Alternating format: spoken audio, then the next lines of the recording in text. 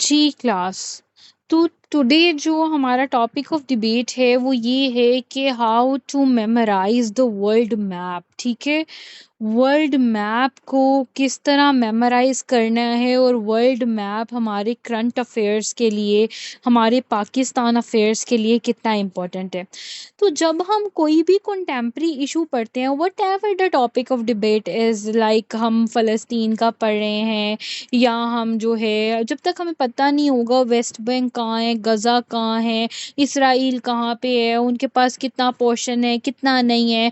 हम जब बात करते हैं जी चाइना जो है अपनी ट्रेडिंग मलाक्का स्ट्रेट से करता है, तो मलाक्का स्ट्रेट कहाँ पे है, कौन से मुल्क के साथ कौन सा ओशन लगता है, कौन सी सी लगता है, तो कौन से स्टेट्स किस रीजन में है, कौन सी स्टेट्स किस रीजन में है। क्योंकि करंट अफेयर्स के अंदर हमारी रीजनल डिबेट भी बहुत ज़्यादा होती है कि साउथ एशिया रीजन में ये चीज़ हुई है जी, अभी करंटली सेंट्रल एशियन रिपब्लिक्स में ये चीज़ जो है वो इन्हांस हुई है, वहाँ पे रिसोर्सेज ये पाए गए हैं। तो मतलब उस टाइम पे जिन स्टूडेंट्स को नहीं पता कि रीजनल डिबेट क्या होती है और कौन सा रीजन के अंदर कौन सी स्टेट्स होती हैं, आप अपनी क्रिटिकल अप्रोच को जो है वो इन्हांस ही नहीं कर सकते। तो सबसे पहले हम क्या करते हैं जी, हम आइडेंटिफाई करते हैं कि ये कॉन्टिनेंट्स कौन से हैं। सबसे पहले मैप को अंडरस्टैंड करने के लिए हम कॉन्टिनेंट से जाएँगे, फिर हम ओशियन से जाएँगे और उसके बाद हम रीजनल गेम देखेंगे और फिर उस रीजन के अंदर कौन-कौन सी स्टेट्स हैं, उनको मेमोराइज़ किस तरह करना है। और जब मैं आपको कहती हूँ ना कि you have to cover the political map, तो पॉलिटिकल मैप का मतलब ये नहीं होता कि सिर्फ़ ये पता होना चाहिए इस स्टेट के साथ कौन-सी स्टेट है। नहीं, इसके साथ आप लोगों को ये भी पता होना चाहिए कि आपकी स्टेट के साथ कौन-सी सी जा रही है, कौन-सा ओशन जा रहा है, उसकी इम्पोर्टेंस क्या है। जैसे फॉर एग्ज़ाम्पल ईरान के पास जो है वो स्टेट ऑफ हर्मस है। अब स्टेट ऑफ हर्मस जो है वो ईरान की पर्शियन गल्फ़ की बिल्कुल ओपनिंग पे है और वो 80 to 90% of the world oil जो है वो वहाँ से इम्पोर्टेंट एक्सपोर्ट होता है। तो ईरान के ऊपर जब सैंक्शन लगाई गई थी, जब जीसीपीओ हुआ था, joint comprehensive plan of action, जिसे ईरानियन न्यूक्लियर डील भी कहते हैं। तो उस Now, ईरानियन न्यूक्लियर डील में बकिया अ, कौन सा ज निज़ाम मास्टर है? ईरानियन न्यूक्लियर डील में जो है वो क्या वेरिएशन थी, ईरान के पास क्या पावर थी और फिर क्यों ईरान के साथ जो है वो न्यूक्लियर डील की गई, क्योंकि उससे पहले तो जो है वो किसी पॉइंट पे आ ही नहीं रहे थे। फिर उसके बाद जो है वो डोनाल्ड ट्रंप ने उस डील को जो है वो विथड्रॉ कर दिया। तो पॉइंट ये है कि हर चीज़ की जो स्टेट है उसके साथ प्लीज़ क्लास इसके ऊपर मत लिखें। अगर आप लोगों को क्लास नहीं लेनी आप ग्रुप लीव कर सकते हैं, लेकिन मुझे कोई डिटोरिएशन नहीं चाहिए।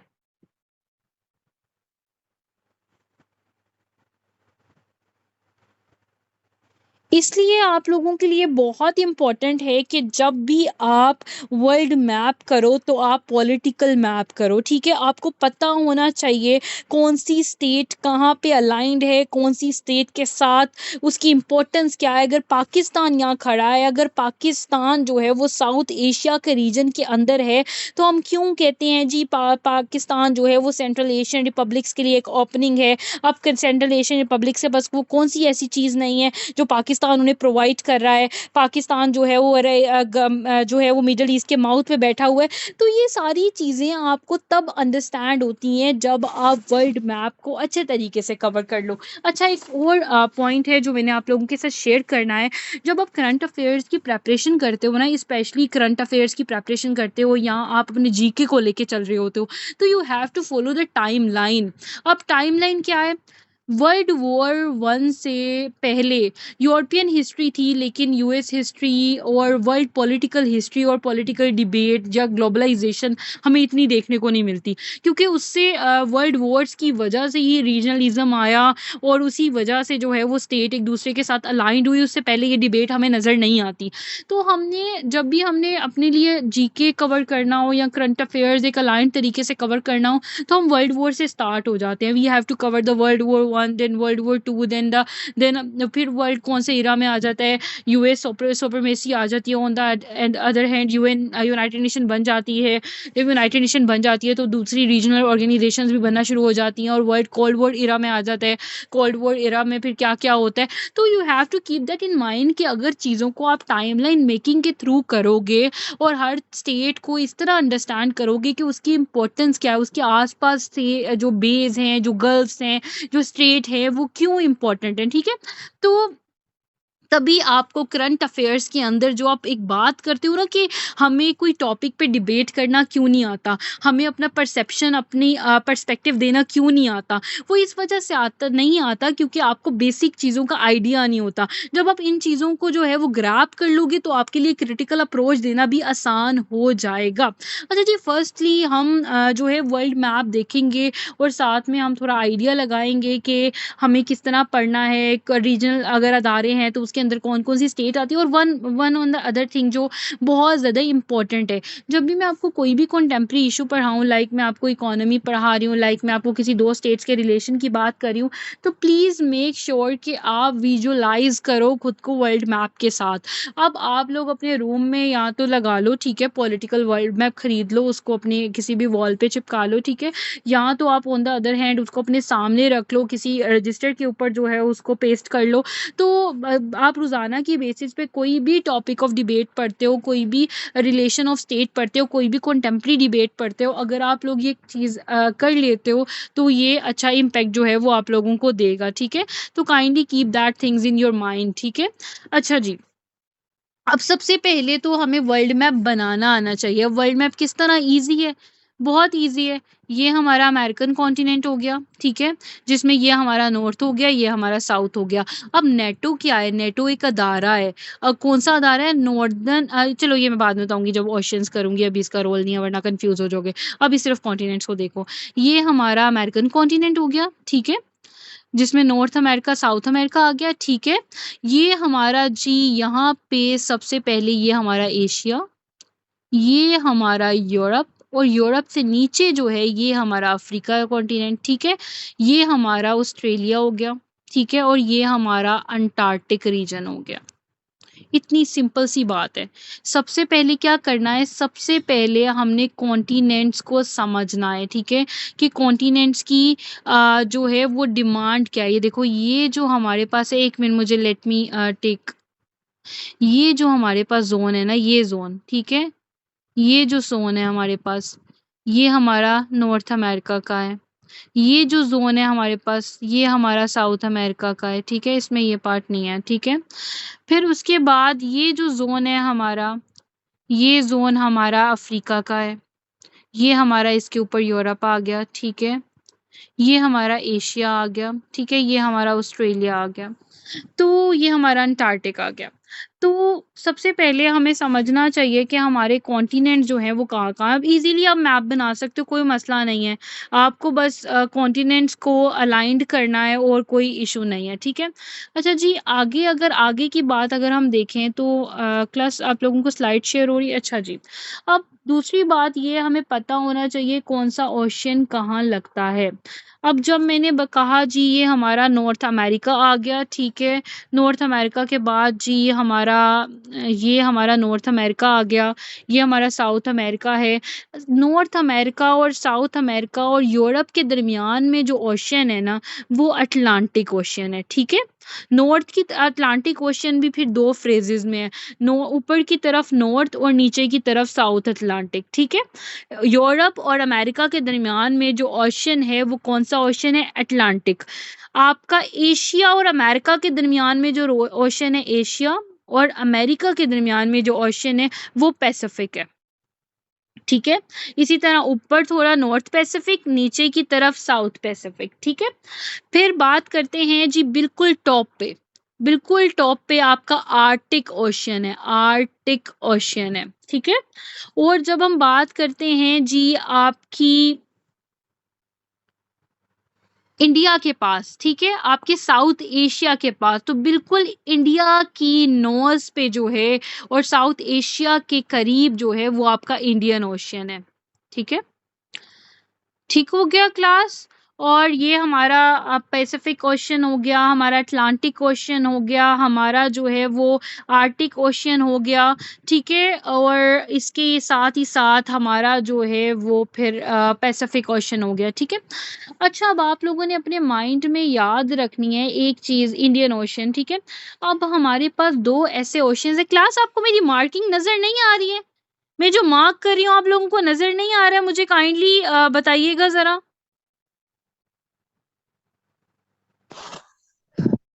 मैडम नहीं आ रहा। क्लास, सबको मार्किंग शो नहीं हो रही है?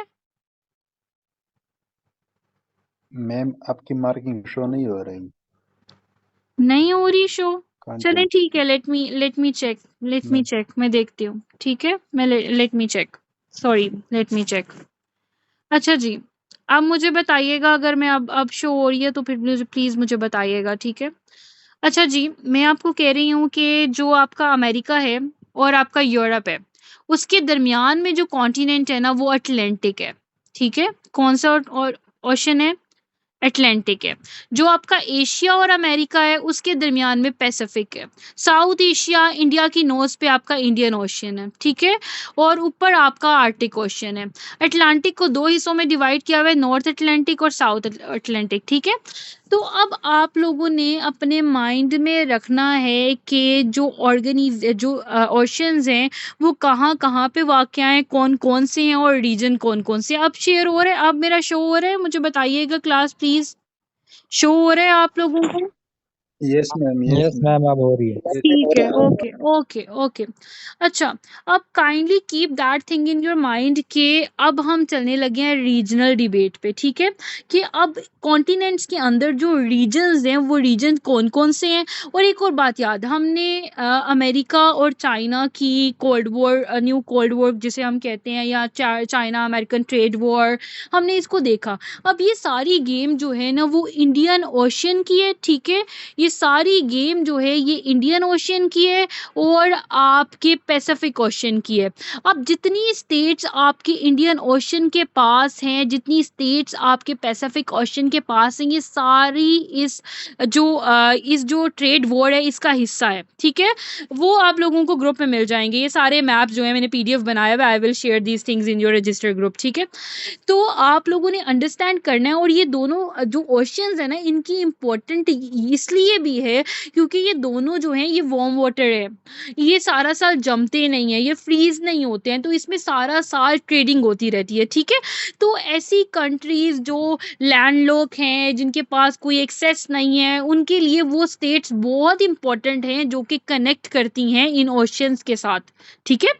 तो इसलिए जो है वर्ल्ड मैप पढ़ते हुए हमें ये चीज़ों का कि कौन से ओशियंस हैं किस स्टेट के साथ, उसकी वजह से उसका कौन सा एज है, कौन सी स्टेट के साथ कौन सा बे है, रीजन्स कितने हैं, हमने रीजन्स डिटोरिएशन किस तरह करनी है। तो ये सारी चीज़ें आपको जब तक अंडरस्टैंड नहीं होंगी तब तक आप करंट अफेयर्स की क्रिटिकल अप्रोच को जो है वो नहीं कर सकते, ठीक है। अच्छा जी, आगे चलें। अब यहाँ पे ना हम गेम स्टार्ट करने लगे हैं रीजन की। और आपको पता है जितने भी अदारे पढ़ते हैं वो भी रीजनल ऑर्गेनाइजेशंस होती हैं। जैसे हमने सार्क देखा, जैसे हमने आसियान देखा, जैसे हमने एससीओ की बात की, जैसे हमने ईसीओ की बात की, ठीक है। और इसी तरह एक और बात, मैंने आप लोगों को कहा कि एक तरफ तो हमारे पास नॉर्थ अमेरिका है, ठीक है, दूसरी तरफ हमारे पास ये ओशन कौन सा है, अटलांटिक ओशन। तो आपने एक और अदारे का नाम सुना होगा, नेटो, नेटो, ठीक है। अब नेटो का मतलब क्या है, नॉर्थ अटलांटिक ट्रीटी ऑर्गेनाइजेशंस।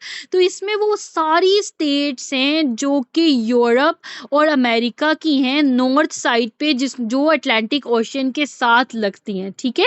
तो ये अमेरिका का एक सिक्योरिटी अदारा है जो अमेरिका ने कोल्ड वॉर के इरा में बनाया था, और ये इसका नाम नेटो है। तो आप नॉर्थ अटलांटिक जो ओशन है उससे इसकी लोकेशन जो है वो याद रख सकते सकते हैं, ठीक है। तो इस तरह जो है वर्ल्ड मैप को समझ के पढ़ना और वर्ल्ड मैप के अंदर रीजन्स कहाँ कहाँ हैं, और ये याद एकदम से नहीं होगा। मैं बार बार कह रही हूँ, you have to make sure कि आप कुछ भी पढ़ रहे हो तो आप उन चीज़ों को किस तरह विजुअलाइज कर रहे हो, ठीक है। आपकी अगर विजुअलाइजेशन अच्छे तरीके से है, अगर आप चीज़ों को विजुअलाइज कर रहे हो, ठीक है, तो तभी आपको इसका अच्छा इम्पैक्ट मिलेगा, ठीक है। आपको डेली बेसिस पे जो भी टॉपिक ऑफ डिबेट आप पढ़ रहे हो, आपको मैप सामने रखना पड़ेगा, ठीक है। अब आ जाएं जी रीजन्स की तरफ। अगर मैं मैम ये रीजनल पैसिफिक क्वेश्चन पढ़ा है या अटलांटिक? जी क्या कह रहे हैं आप? Kindly mute your mic. मैं सर जी आप ये बोले पैसिफिक इमरान। क्वेश्चन पढ़ा है या अटलांटिक क्वेश्चन पढ़ा है? पैसिफिक क्वेश्चन जो है वो बड़ा है, ठीक है। ओके जी class, kindly mute your mic. Answers के लिए मैं आप लोगों को हैंड रेज कीजिएगा, मैं आपको टाइम दूंगी, ठीक है। आगे चलें। अच्छा जी, फिर चलते हैं जी रीजनल डिबेट की तरफ। अब अगर एशिया है ना, तो एशिया एक कॉन्टिनेंट है और एशिया के अंदर बहुत ज़्यादा रीजन्स है, ठीक है। अब अगर हमने रीजन्स को समझना है ना, तो हमें नॉर्थ, साउथ, ईस्ट, वेस्ट की गेम समझनी है। साउथ ईस्ट रीजन अलग रीजन है, ठीक है। साउथ एशिया का रीजन एक अलग रीजन है, वेस्टर्न एशिया अलग एक रीजन है, नॉर्दर्न एशिया अलग है, और एशिया के दरमियान में कुछ स्टेट्स हैं जिनका अपना एक रीजन है, जिसे आप कहते हो सेंट्रल एशियन रिपब्लिक्स, कार्ड्स, ठीक है। तो इस तरह एशिया के अंदर हमारे पास 5 रीजन्स बन जाते हैं, जिसमें हमारे पास क्या आता है जी, हमारे पास जी south east Asia, east Asia, central Asia, Russia को हम फॉर्मर सोवियत यूनियन कहते हैं, फिर यहाँ नॉर्थ एशिया की बात कर लें, फिर इसके अलावा जी आपके पास जो है वो सेंट्रल एशियन रिपब्लिक, जिसे हम सेंट्रल एशिया भी कहते हैं। तो अब हमने सार्क पढ़ा था। सार्क क्या था? साउथ एशियन जो रीजनल ऑर्गेनाइजेशन थी। अब उसमें कौन कौन सी स्टेट्स थी, मैंने आपको करवाया था कि आपने MBBS पेन से उसको याद रखना है, ठीक है। तो वो हमारे पास आ गया था जी मालदीव्स, भूटान, बांग्लादेश, पाकिस्तान, श्रीलंका, अफगानिस्तान, इंडिया, नेपाल। तो ये सारी स्टेट जो है ये साउथ एशिया के अंदर है। मतलब कि यहाँ से हमें समझ आ गया कि साउथ एशिया के बिल्कुल पास इंडियन ओशन है, इंडिया के माउथ पे लगता है, पाकिस्तान के बिल्कुल नियर है, अरेबियन सी पाकिस्तान को जो है वो टच करती है, पाकिस्तान के ऊपर जो है वो सेंट्रल एशियन रिपब्लिक्स हैं साउथ एशिया के ऊपर, और सेंट्रल एशियन रिपब्लिक्स जो हैं वो लैंड लॉक स्टेट्स हैं, उनके पास कोई भी वाटर एक्सेस नहीं है। तो जब उन्हें ट्रेडिंग करना होता है तो उन्हें दूसरी स्टेट के ऊपर डिपेंडेंट रहना होता है, और they are highly good in hydrocarbons, ठीक है। तो पाकिस्तान अगर उनके साथ एक लिंक रखता है, एक रिलेशन अच्छे रखता है, तो उनको भी एडवांटेज और पाकिस्तान को भी इसका एडवांटेज होगा, ठीक है। तो ये सारी सी पैक की गेम भी जो है वो यही है कि जो चाइना है वो चाह रहा है कि जो मलाक्का स्ट्रेट है, जो इंडियन ओशन के अंदर चाइना जहाँ से अपनी ट्रेडिंग करता है, वहाँ से अमेरिका उसको जो है वो बहुत ज़्यादा बैरियर्स दे रहा है, बहुत ज़्यादा इशू क्रिएट कर रहा है। तो वो किस तरह पाकिस्तान के रास्ते से, साउथ एशिया के रास्ते से, क्योंकि साउथ एशिया के अंदर पाकिस्तान वो वाहिद स्टेट है जो कि डायरेक्टली एक्सेस करती है पर्शियन गल्फ के साथ, जो कि डायरेक्टली लिंक करती है चाइना और सेंट्रल एशियन रिपब्लिक्स के साथ। तो चाइना चाह रहा है कि पाकिस्तान के रास्ते से वो एक सेपरेटली रूट जो है वो बनाए, जिसकी वजह से जो वर्ल्ड है, जो इंडिया है उसको अगेंस्ट जा रहा है, और वो अपना एक आईमेक इंडिया का जो मिडल ईस्ट रूट है उसको बनाने की तरफ जा रहा है, और जिसकी वजह से जो फिर अमेरिका जो है वो हमें IMF की वजह से प्रेशराइज कर रहा है। तो ये चीज़ें जो है तभी अंडरस्टैंड कर सकते हैं जब हम वर्ल्ड मैप्स की डायनामिक्स को जो है वो अच्छे तरीके से जो है वो समझ लें, ठीक हो गया। फिर इसी तरह जो है हमारी नॉर्थ अफ्रीकन स्टेट्स हैं, आपको ना सारी अफ्रीकन स्टेट्स याद करने की ज़रूरत ही नहीं है। हमारी जो पूरी गेम है ना वो नॉर्थ अफ्रीका के अंदर है, वो हमारी US के अंदर है, हमारी एशिया और यूरोप के अंदर है, और एशिया के अंदर तो बहुत गेम, सारी गेम ही हमारी जो पैसिफिक इंडो डिबेट है वो सारी एशिया के अंदर है।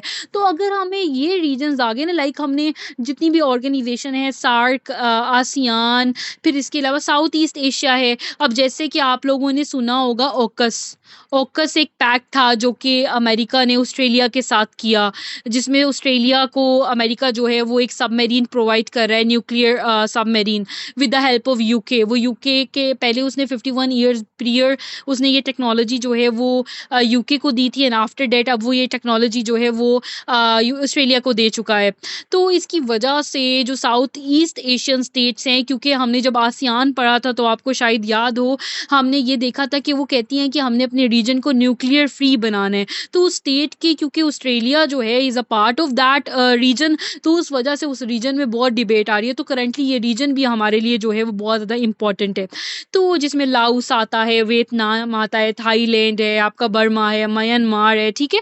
तो ये सारी चीज़ें हमें अच्छे से याद करनी है। और ये कहाँ पे है? ये एशिया के साउथ ईस्ट में वाक़या है, ठीक है। तो हमें ये चीज़ें अंडरस्टैंड होती हैं, इसलिए मैंने आप लोगों को करंट अफेयर स्टार्ट करवाया था विद रीजनल ऑर्गेनाइजेशंस, विद अदारे, कि जब तक हम अदारों को समझेंगे, हम सामने मैप रखेंगे तो हमें रीजन्स समझ आएंगे, और जब रीजन्स समझ आ गए तो ऑब्वियसली जो स्टेट्स हैं रीजन्स के अंदर वो भी हमें समझ आ जाएंगी। इसी तरह मिडल ईस्ट है। अब मिडल ईस्ट में ईरान के पास जो है वो पर्शियन गल्फ है, ईरान के पास स्टेट ऑफ हर्मस है। अब स्टेट ऑफ हर्मस की पूरे वर्ल्ड ऑयल पॉलिटिक्स में बहुत ज़्यादा इंपॉर्टेंस है, ठीक है। ईरान ने जब ईरान की जीसीपीओ जो joint comprehensive plan of action है, जिसे हम न्यूक्लियर डील भी कहते हैं, ईरान न्यूक्लियर डील, जब उस जीसीपीओ को जो है वो डिटोरिएट किया था, विड्रॉ किया था, तो अमेरिका जो ईरान है उसने कहा था कि वो स्टेट ऑफ हर्मस जो है वो बंद कर देगा, ठीक है। उसके पास ये एक्सेस है, तो अमेरिका को ये कबूल नहीं है, पूरे वर्ल्ड को ये कबूल नहीं है ना। इन्फ्लेट कर जाएंगी ऑयल प्राइजेस, हम सारी इंपोर्ट एंड एक्सपोर्ट वहाँ से होती है। तो इसलिए फिर जो है ईरान के साथ डील की गई, और उसके बाद आपने कासिम सुलेमानी का इंसिडेंट देखा। तो इसलिए जो आपकी जियोग्राफी होती है वो स्टेट के रिलेशंस पे, स्टेट के इंटरेस्ट पे जो है वो बहुत ज़्यादा डिपेंड होती है। एक स्टेट जो जिस जियोग्राफिकल एलोकेशन में, जिस स्टेट के पास जो चीज़ नहीं होती, वो उसके लिए जो है वो रिलेशंस बनाती है। तो इसलिए वर्ल्ड मैप वेरी इंपॉर्टेंट। इस तरह याद करोगे, सामने रखोगे, कॉन्टिनेंट्स की गेम देखोगे, फिर ओशियंस की देखोगे, रीजनल गेम देखोगे, एक एक रीजन को पकड़ोगे, उस रीजन को, क्योंकि एक एक रीजन को पकड़ोगे, जैसे साउथ एशिया के रीजन को पकड़ो तो पूरे साउथ एशिया का जो अदारा है जिसको हम सार्क कहते हैं, वो सारी इस रीजनल डिबेट की गेम है, ठीक है। तो इस तरह जो सार्क का अदारा अगर समझ लिया है, सार्क का साउथ एशिया रीजन समझ लिया है, तो नेक्स्ट चलो आसियान को पकड़ो, नेक्स्ट चलो एससीओ को पकड़ो, ईसीओ को पकड़ो, ठीक है। नेटो जिस तरह बताई थी उसको पकड़ो, ब्रिक्स को पकड़ो, जीसीसी को पकड़ो, ठीक है। तो ये सारी ऑर्गेनाइजेशंस मैं आप लोगों को करंट अफेयर्स में करवाऊंगी, ठीक है। लेकिन मैं आपको समझाना ये चाह रही हूँ कि जब ये ऑर्गेनाइजेशंस करते हो, जब ये चीज़ें आप लोग जो है वो मेमोराइज करते हो, तो you have to keep that things in your mind कि आप लोग जो हो वो अपने मैप को सामने रखो। मैप का मतलब सिर्फ ये नहीं होता कि आप पाकिस्तान के साथ कौन से ममालिक हैं, या चाइना के साथ कौन सा मुल्क लगता है, या मिडिल ईस्ट में कौन कौन सी कंट्रीज आती हैं। इसका मतलब ये होता है कि जितनी बेस, जितनी स्टेट्स जो गुजर रही हैं, उनकी इंपॉर्टेंस क्या है, उसकी वजह से उस स्टेट की इंपॉर्टेंस क्या है, ठीक है। अगर ये चीज़ें आप लोगों को समझ आ जाएंगी, इसको आज प्लीज दाऊद इस तरह नहीं किया करो, पहले हैंड रेज किया करो, डिटोरिएशन होती है क्लास में, हैंड रेज किया करो, then I will give you access, और फिर आप बोलो, ठीक है जी। अब बोलो क्या क्वेश्चन है, जल्दी से बताओ।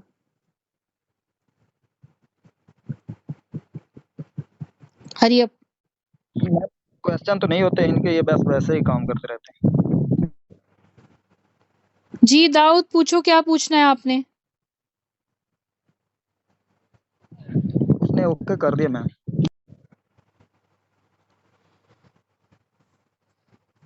अच्छा जी, तो अब हमारे पास जो क्वेश्चंस हैं, जो हमारे पास डिबेट है वो ये है कि जब भी आपने वर्ल्ड मैप करना है तो पॉलिटिकल डेमोन्स्ट्रेशन करनी है, और वो इसी तरह होगी। मुझे पता है कि एक दिन में तो नहीं आता, 2 दिन में तो नहीं आता, 30 डेज अपने सामने मैप रखोगे, करंट अफेयर्स का हर टॉपिक पढ़ते हुए सामने मैप रखोगे, उसको विजुलाइज करोगे, तो 30 दिनों के अंदर आप लोग इसमें जो है इसके मास्टर्स बन जाओगे, ठीक है। इसमें आपका आराम से मास्टर हो जाएगा। तो इसलिए इसको थोड़ा टाइम दो, इसमें चीज़ों को इंडल्ज करो। हर इशू, हर डिबेट जो है वो यही पे लाई करती है कि अच्छा उसकी ज्योग्राफिकल रिप्रेजेंटेशन क्या है, पॉलिटिकल गेम में वो इशू जो है वो क्यों इन्हांस है, अगर किसी को वो टेरिटरी चाहिए वो क्यों है। अब वर्ल्ड में जितने भी कॉन्फ्लिक्ट्स हैं और डिस्प्यूट्स हैं, तो कॉन्फ्लिक्ट तो होता है किसी भी आइडियोलॉजी पे दो स्टेट्स की आपस में कंट्राडिक्शन, लेकिन जब डिस्प्यूट की बात करते हैं तो डिस्प्यूट होता है ओनरशिप के मामले में कॉन्ट्राडिक्शन ना। तो ओनरशिप के मामले में जब कॉन्ट्राडिक्शन की हम बात करते हैं तो उसमें हमारे पास स्टेट और उसकी पॉलिटिकल मैप जो है वो मैप ही आ जाता है कि हमने उसको किस तरह रिप्रेजेंटेशन किया हुआ है, कौन सी जगह किसके पास है, कौन सी स्टेट क्या चाह रही है, ठीक है। तो इसलिए world map is very important. एक मिनट मैम, ये नॉर्थ ईस्ट और नॉर्थ वेस्ट का क्या मतलब है? देखो सिंपल सी बात है, नॉर्थ ईस्ट पूरे वर्ल्ड को आप, पूरे वर्ल्ड मैप को आप इस तरह देखो ना, ये हमारा नॉर्थ हो गया, ये हमारा साउथ हो गया, ये ईस्ट हो गया, ये वेस्ट हो गया। हम कहते हैं नॉर्थ वेस्ट जो है वो डेवलप्ड है, नॉर्थ ईस्ट जो है उस वो अभी डेवलपिंग है, ठीक है। तो ये सारा नॉर्थ ईस्ट कहलाता है, ये नॉर्थ वेस्ट कहलाता है, ये साउथ वेस्ट कहलाता है ये रीजन, और ये साउथ ईस्ट कहलाता है। वर्ल्ड को दरमियान से कट कर लो, लाइक आपको 1 मिनट में आपको ज़रा रिप्रेजेंटेशन करूँ, 1 minute.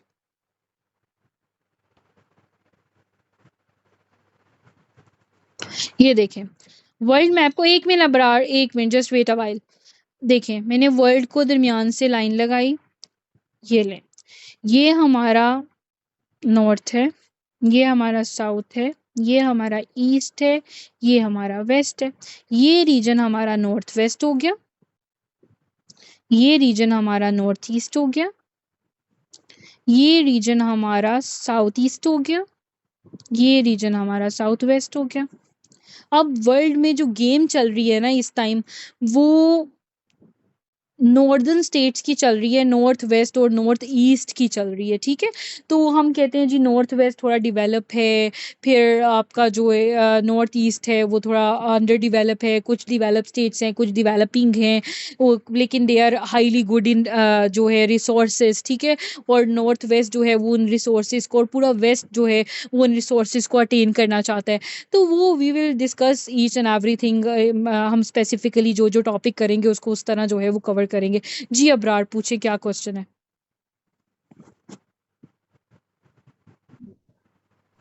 Hurry up, hurry up, hurry up, जल्दी से पूछे। डिटोरिएशन हो रही है, मुझे वॉइस नहीं आ रही है। अगर आपने कुछ पूछना है तो हरी अप। अच्छा जी, फिर इसी तरह पूरे वर्ल्ड में जो है वो 26 रीजन्स हैं, ठीक है।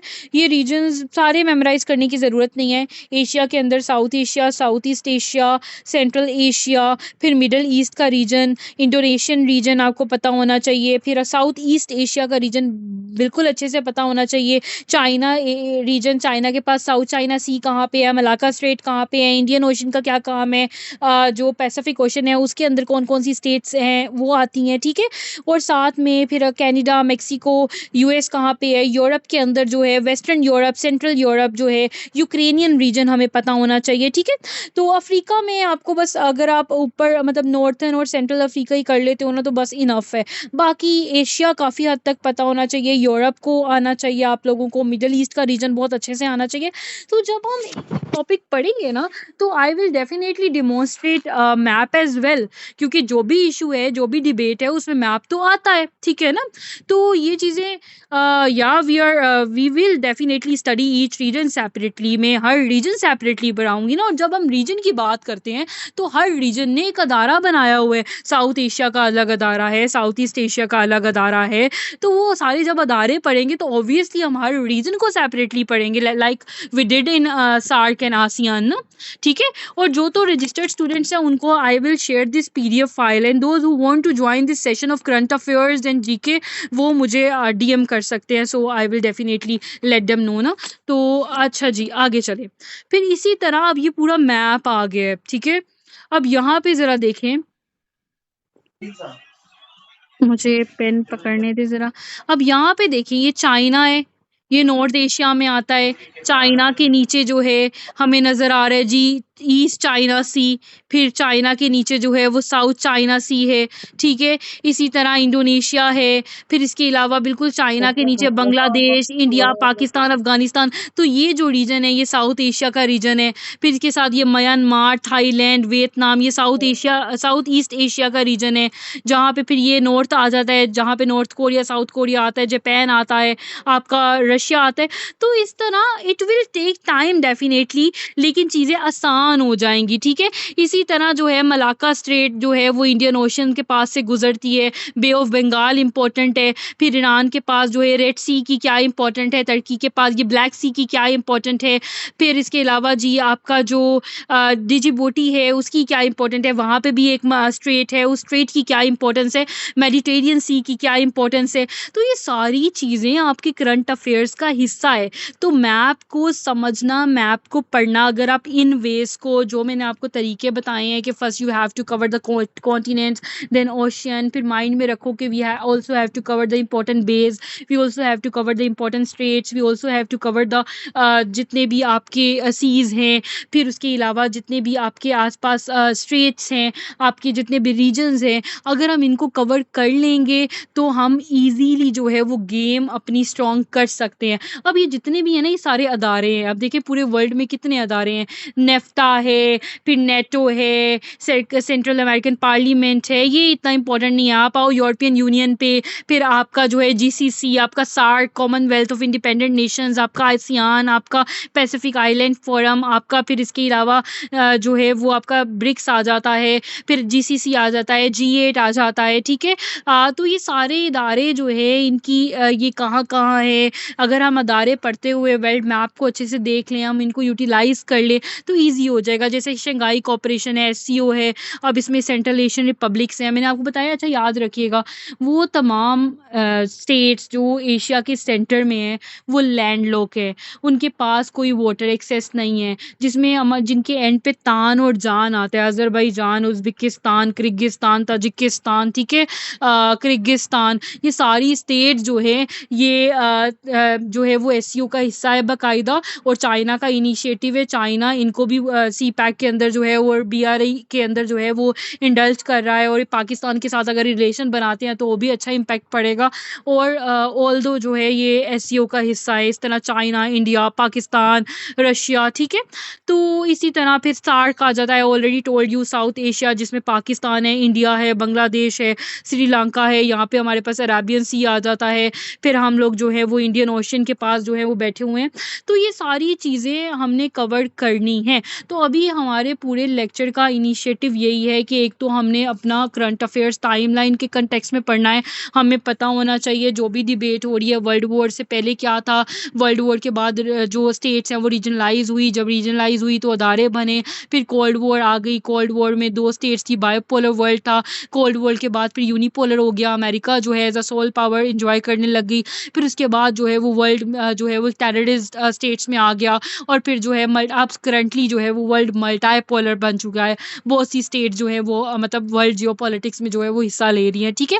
तो कल इंशाल्लाह वी विल स्टडी के टर्मिनोलॉजीज क्या है करंट अफेयर्स की, और then we will cover over first topic that is economic issue, ठीक है, इकोनॉमी क्या है और इकोनॉमी ऑफ पाकिस्तान क्या है, और साथ साथ हम रीजन्स और इन सब चीज़ों को भी जो है वो देखते जाएंगे। यहाँ तक कोई क्वेश्चन है तो लेट मी नो। जी अब्रार। मैम ये जो CPEC है इसके बारे में आप क्या जानती हैं, ये बता रहे हैं थोड़ा बहुत। CPEC is a whole topic ना, मैं तो इसके बारे में बहुत कुछ जानती हूँ। It's almost more than 2 hours debate ना। तो ये चाइना पाक इकोनॉमिक कॉरिडोर है, फ्लैगशिप प्रोजेक्ट है BRI का। अब currently we are in second phase of CPEC, लेकिन वो फुलफिल नहीं हो रहा due to we have to face some sort of challenges regarding this. तो it's a totally a huge debate ना। तो when we cover this topic I will definitely elaborate this thing ना। और कोई क्वेश्चन, टॉपिक से relevant कोई debate है तो नहीं, पूछो। मेन पर्पस इसका क्या है? जी क्या कह रहे हैं आप? मैं कह रहा हूँ मैम, मेन पर्पस जो है इसका वो क्या है? Actually the purpose of CPEC is to create a short route, ठीक है। अब ये जो शॉर्ट रूट है ये चाइना बना रहा है, क्योंकि चाइना को मलाक्का स्ट्रेट के अंदर एक मलाक्का डायलेमा हुआ था 2005 में। इसकी वजह से चाइना को बहुत से वेरिएशंस का सामना करना पड़ा था, और चाइना की इकोनॉमी जो है वो इंपोर्ट और एक्सपोर्ट पे ही डिपेंडेंट है। चाइना बहुत सी चीज़ें एक्सपोर्ट करता है और ऑयल वो सबसे बड़ा इंपोर्टर है। तो उसके लिए ऐसे रूट्स उसको चाहिए जिसके लिए ईजिली वो इम्पोर्ट एंड एक्सपोर्ट कर सके। और पाकिस्तान इस टाइम पे सी पैक के अंदर वो चाइना को एक लाइन प्रोवाइड कर रहा है, जिसे वो चाइना को शॉर्ट रूट दे रहा है और वर्ल्ड को खुद के साथ कनेक्ट कर रहा है। पाकिस्तान नॉर्दर्न और साउथर्न स्टेट्स को कनेक्ट कर रहा है, पाकिस्तान जो है वो मिडिल ईस्ट को कनेक्ट कर रहा है चाइना के साथ। तो पाकिस्तान को इसका बेनिफिट ये मिलेगा कि पाकिस्तान ट्रांजिट इकोनॉमी और एक ग्लोबल हब जो है इंपोर्टेंट एक्सपोर्ट की गेम में वो एक क्रिएट कर सकता है। और इसकी वजह से ऑब्वियसली जब आपके पास शीज आए जो शिप्स आएंगी, आपके पास ट्रेडिंग होगी, तो आपकी इकोनॉमी भी जो है वो बहुत ज़्यादा जो है वो स्टेबल होगी। और on the other hand China को शॉर्ट रूट्स जो है वो मिलेंगे। चाइना 6 रूट्स बना रहा है ऑल ओवर द वर्ल्ड, जिसमें सी पैक जो है उसका एक प्रोजेक्ट है BRI का, ठीक है, एक फ्लैगशिप प्रोजेक्ट है, एक फ्लैगशिप रूट है, ठीक है। बाकी we will definitely elaborate this in that topic, ठीक है। ठीक है क्लास, आई होप कि समझ आ गया होगा। यूट्यूब पे आई will share this recorded lecture, ठीक है। एंड बाकी जो डेली बेसिस के होंगे वो आपके ग्रुप में आ जाया करेंगे, ठीक है। और बाकी कोई भी क्वेश्चन होगा तो मुझसे कर लीजिएगा। Those who want to get register themselves वो भी जो है वो एडमिशन ले सकते हैं। बाकी बेस्ट ऑफ लक, अल्लाह हाफिज़, ठीक है।